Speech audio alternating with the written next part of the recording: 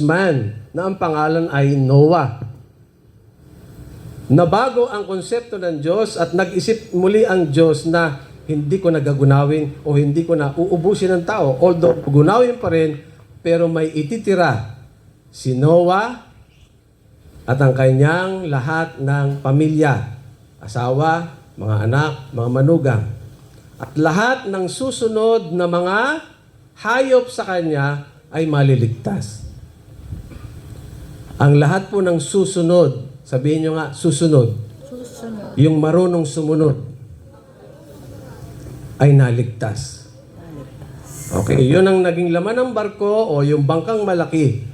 So bakit ko ba kinukwento ito?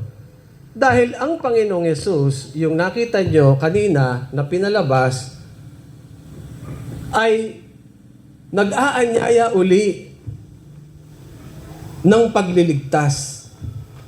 Si Noah, isang tao. Si Jesus, isa.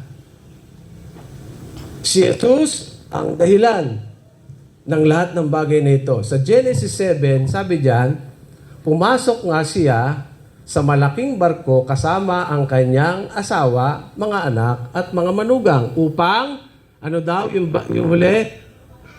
Pakilakas nyo nga po. Maligtas sa baha. Iyon ang dahilan, maligtas. Si Kristo namatay sa krus para ang tao ay maligtas. So, bibigyan natin ng linaw po yan. Pangalawang verse na sinasabi, bakit ang Panginoong Yesus ay namatay sa krus? Para po hindi lamang kayo pasimba-simba, church, para maintindihan ninyo. Sa totoo lamang, ang Diyos ay hindi naawa sa tao nung binaha niya ang buong daigdig. Totoo yan.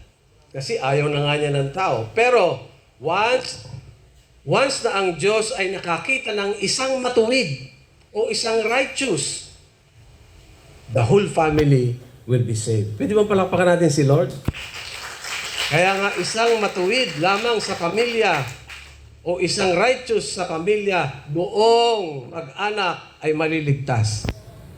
Okay, sabi dito sa ikalawang Pedro, ngunit ang sangkalangitan ngayon at ang lupa sa pamamagitan na gayon ding salita ay iniingatan talaga sa apoy na tinataan sa araw ng paghuhukom at ng paglilipol sa mga, pwede nga uling sabihin natin, sinong lilipulin? Ang mga taong masama. So ang Lord, nagprepara uli ng isang, sabihin nating, gunaw. Another gunaw. Na ang yan po ang nakalagay ay apoy. May panibagong gunaw para po sa inyong kaalaman.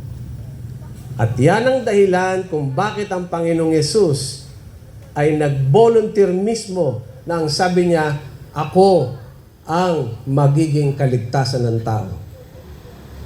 Bababa ako sa trono ko, pupunta ako sa tao upang ang tao ay maligtas. Hindi lamang isang pamilya, kung hindi napakaraming pamilya. Pwede bang palakpakan natin si Lord?